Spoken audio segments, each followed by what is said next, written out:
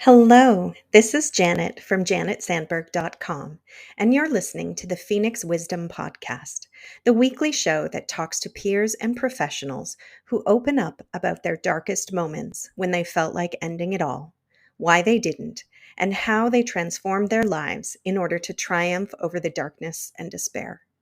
Please remember to subscribe if you'd like to hear more inspiring stories.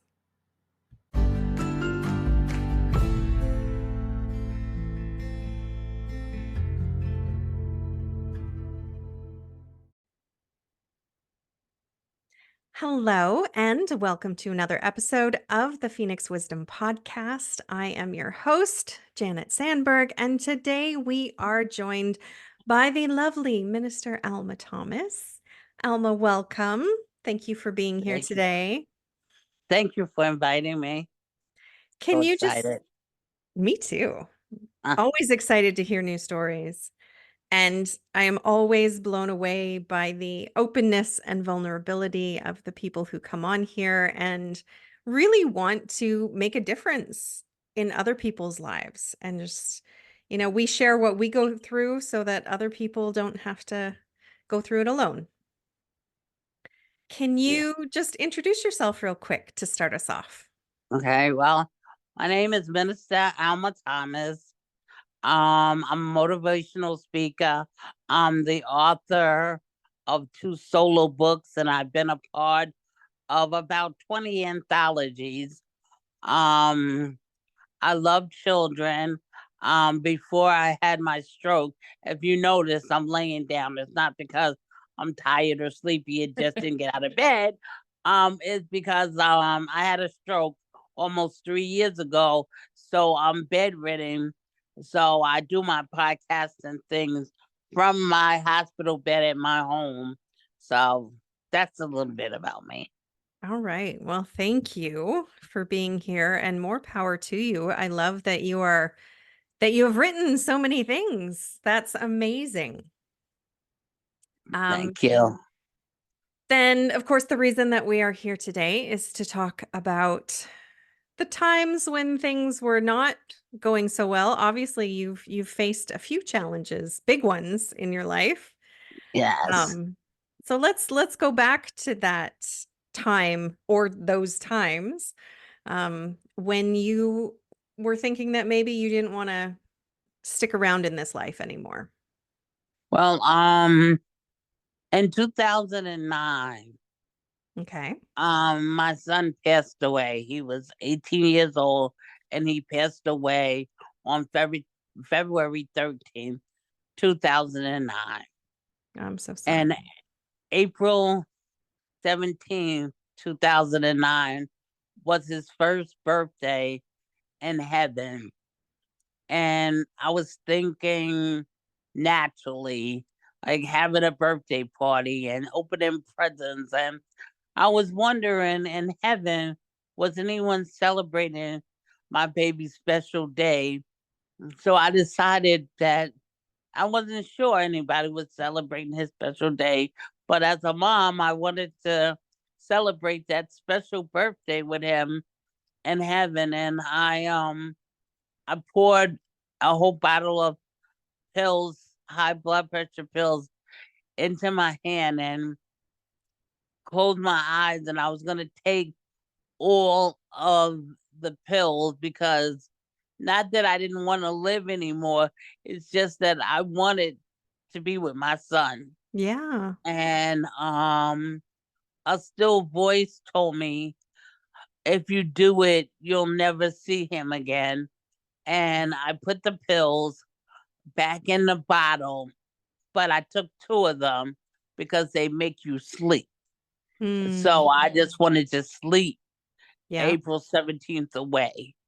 And I took 2, and I was knocked out cold, and my sister came home. I was living with my sister at the time because I could not go back to the house where the last place that he was. Of course. So I was sleeping, and my sister came home, and evidently she called me, but I didn't hear her call me.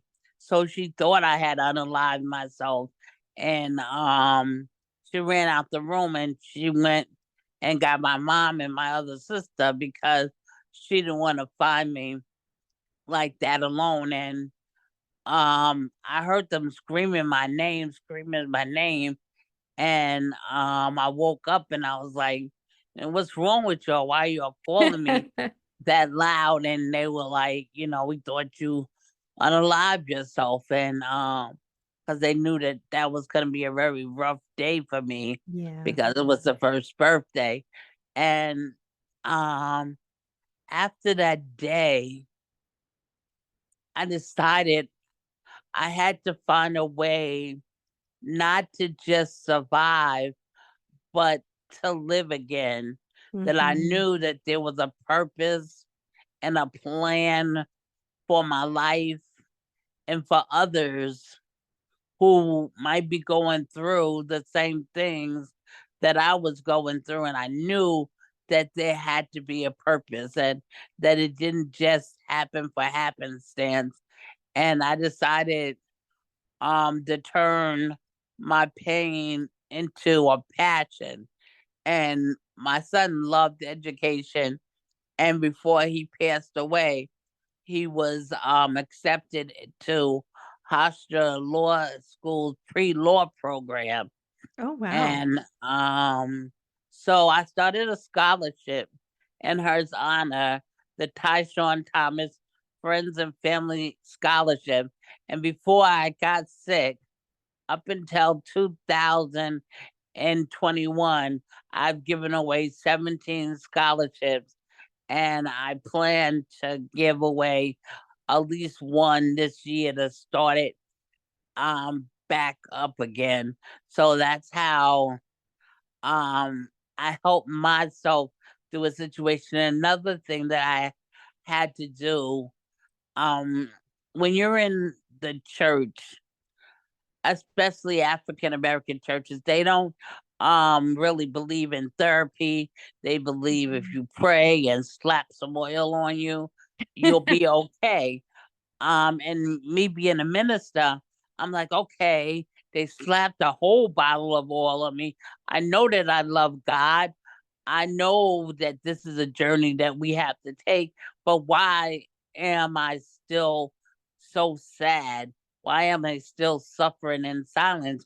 And I had to acknowledge that it's okay not to be okay, and to Yes. become an advocate for mental health in the Black church, because they say you're possessed by a demon if you pray enough, but that's not the case. There's sometimes, and all ministers and pastors and priests, they're not equipped to deal with every problem that you might be facing. So you might have Sure. to go speak to a trained professional, and that's what I had to do. I had to go to my job's EAP program and talk to somebody about how I was feeling, because I didn't feel like I should feel like that. But it was, she explained to me that that's the normal stages of grief that you go through. And if you get stagnated in any of um those areas, that's when you become depressed, and that's when you have suicidal thoughts. But if you go through, and you're not gonna go through them all in order, you'll flip back from denial into bargaining, and you'll flip back. And one thing that I learned from that session is that everything else I went through, when I went through divorce, when I went through being homeless, when I went through my massive stroke, what I learned is that you have to go through the stages of grief for everything you lose. You go through those stages until you Yes. finally get to the stage of acceptance. And that's where I got, even in my stroke recovery. I accept the things that I can still do, because people that had um, strokes as massive as I did, their cognitive skills are affected, their language skills are Mhm. affected, but I can still use my voice. I Yes. still am in my right mind. So I embrace those things to go on podcasts and virtual conferences, and to encourage people that no matter what you go through, what circumstances you face, don't give up. That there's a Yes. plan and there's a purpose for your life. None of us are just here, but there's a plan and a purpose. Mhm. Even in this, I find a purpose that I'm inspiring someone who wants to give up, who Yes. might have just stubbed their toe and they want to throw in the towel, but they look at a person like me that had a lot of bad chapters in my Mhm. life. But after each one, have you ever been to the carnival and they have those clowns that you throw the ball at the clown and the clown goes all the way back, and Mhm. just when you think you won the grand prize, Pops the back up clown again. bounced back up again. Well, they put something back in that clown to make it bounce back. Well, God put something in me that I call the bounce back spirit. After every Yes. obstacle that I go through, every time when you think I'm almost out, that this time, this storm is going to take me out. This time, and when I'm almost level to the ground, I bounce back up again and face another day. It's like when you're writing a book that you get to the end of the chapter and there's a blank page and you can always write a new chapter. So I'm Mhm. writing a new chapter in my life. I love that. And I love that image of the clown, the carnival clown popping back up. And yeah, that's what it is. We're almost out, and then we just have to find that reason to pop back up and keep going. And you were talking about the stages of grief. And I was talking to somebody the other day. It was a young person who had just broken up with their boyfriend. And she was really upset. This is, the first big upsetting event in their life. And she said, "Well, why do I feel like this is grief? Why do I feel like I'm grieving?" And it's because we do grieve all of those things. Like you said, it's not just when somebody passes away. We grieve marriages and relationships that are lost. We grieve physical abilities that are lost. We grieve every big change and transition in our life. There's almost always a reason to grieve something that we are losing. We may be gaining something else, but there are so many times and transitions in life that we grieve. And also, like you said, those 5 stages of grief that everybody talks about, the denial and anger and all of those things, they don't always happen in order, right? Right. From beginning to end, we go through all 5 in order and then we're done. Like that It doesn't happened. necessarily happen that way.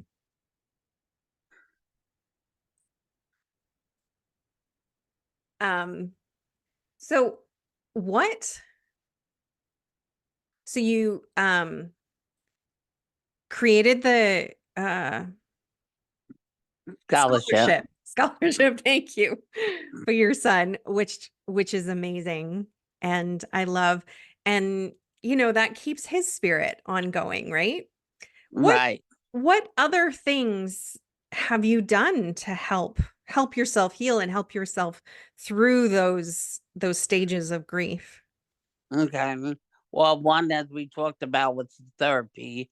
I'm going Mhm. to um a person who didn't know me and didn't know um my friends and things, because it was hard for them to accept my grief because they were grieving Yeah. losing him also.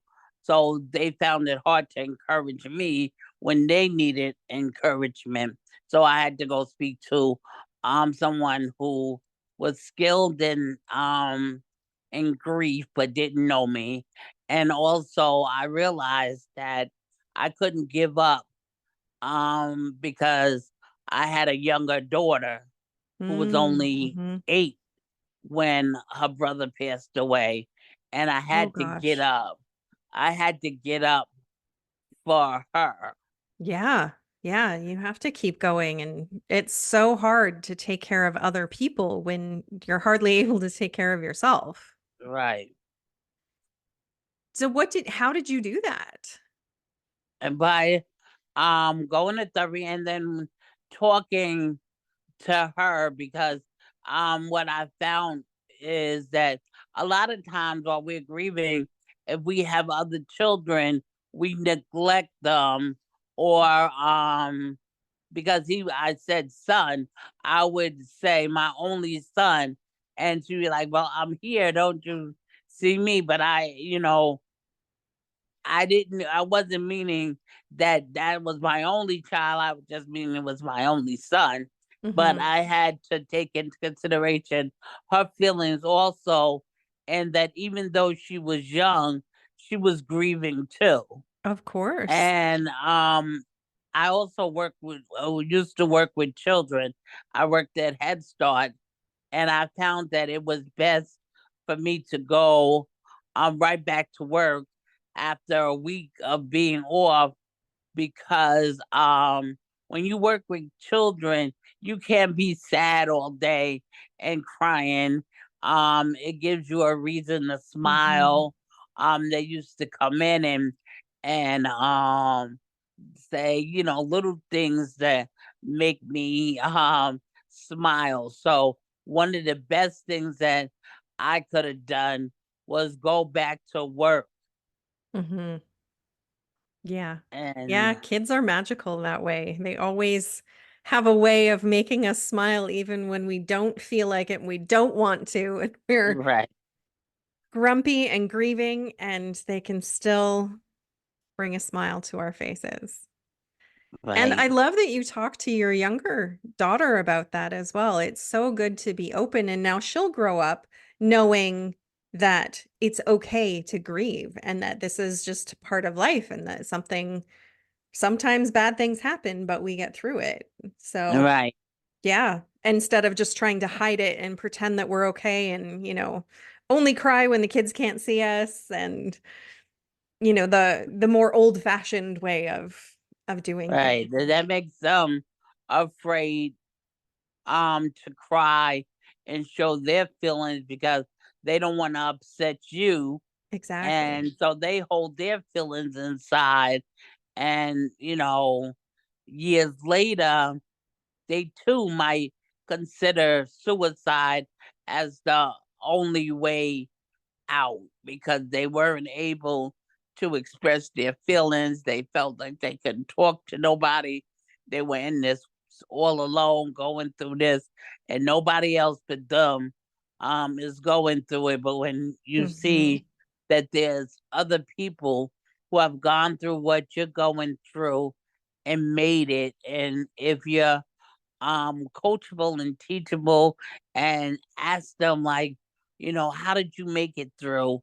I said, excuse me, there was an older lady at my church, and she had lost her son also, and I just asked her, like, how did you make it through? I don't, you're still serving God and everything. How did you make it through? And she just told me that you just hold on, you treasure the memories Mhm. that you made, and you let everything else go, but you hold on to your faith, and knowing that you know you came too far from where you started from to give up now. Yes, I love that.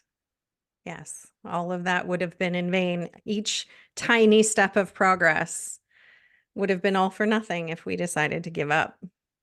Right. Do you find your writing is therapeutic as well? Very. That a matter of fact, the day that my son passed away, when the doctor came into the family room and said he did everything that he could do, and he couldn't save him, I started writing from the waiting room to the recovery room. That's one of my solo books, and I could never finish. Excuse me, I could never finish that book. I was always in the last chapter and rewriting the book and rewriting the book. And then one summer, someone asked me to write an article. And since I write in journal all the time, I was just gonna dust up something I had in my room and send it in. But God dropped into my spirit, dream killers. And I was like, God, what do you mean by dream killers? And he said, you have allowed people, places, and things to kill your dreams. Um, so I thought about that and all the things that I did, all the things like fear and doubt and low self-esteem, all the things that I had allowed to kill my dreams. And at the end of writing that book, I was able to finish from the waiting room to the recovery room in like a week. It took me 10 years to try to finish it in a week. I finished it once I wrote Dream Killers and identified those killers in my life. So Amazing.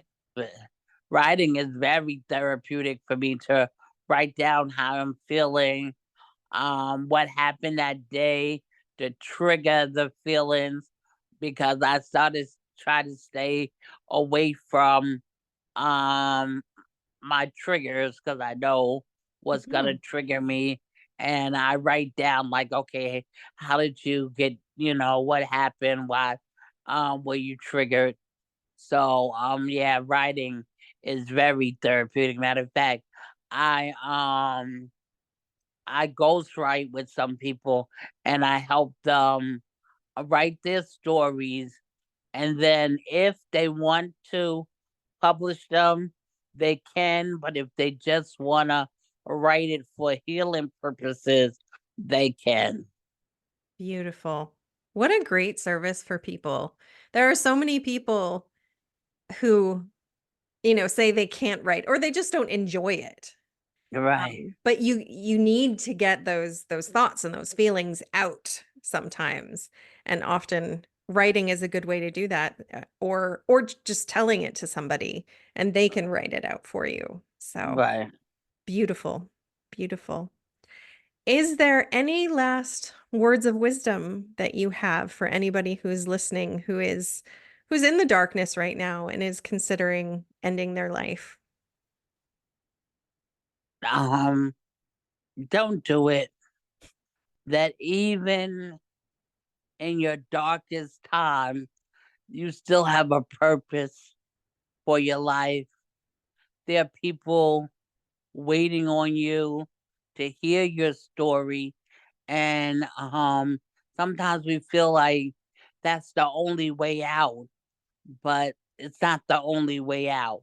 It's the way of, just giving up, but don't give up.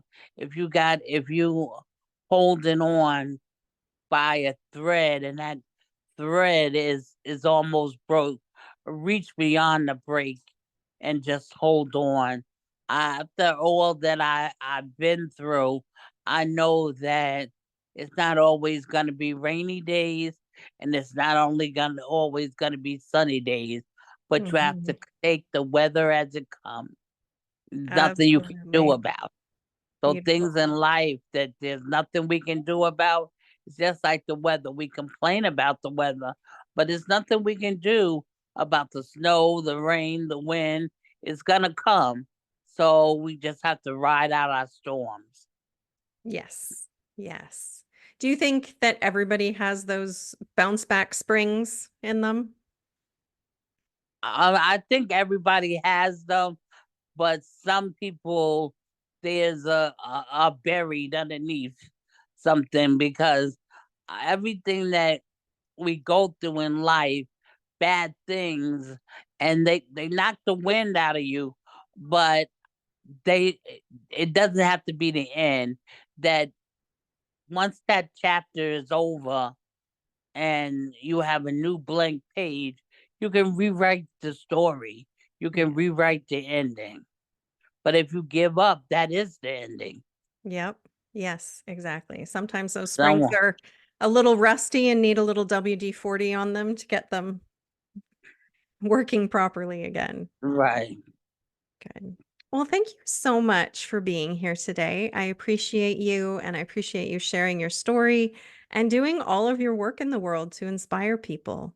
It's beautiful. Thank you. Thank you for inviting me. I like to go on other people's platforms just to inspire people. And a lot of people ask me, like, why do you go if you're still in the bed? Why do you go from the, and I tell them, I go to inspire somebody. You look at me in the bed and you've given up because you stubbed your toe, and you see that there's somebody worse off than you, but they're still living, they're chasing their dream. So I double dog dare everybody. My last words are, when you're a kid, you like to dare people, but I Mhm. double dog dare you to live again. Oh, I love it. I got goosebumps. Mm. Thank you, Miss Alma. Thank you. Thank you. Thank you. I really enjoy being on the show, and God bless everyone.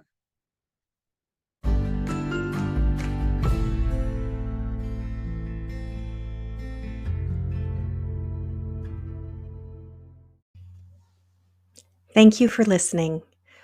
Remember that you are loved, you are worthy, you are valuable, you are meant for more, and that it really does get better. If you are in crisis, there are numbers that you can call or text to get the help that you need. That information for Canada and the US is in the description below each episode. If you are in immediate crisis, please call 911. We love you, and I hope you'll listen again.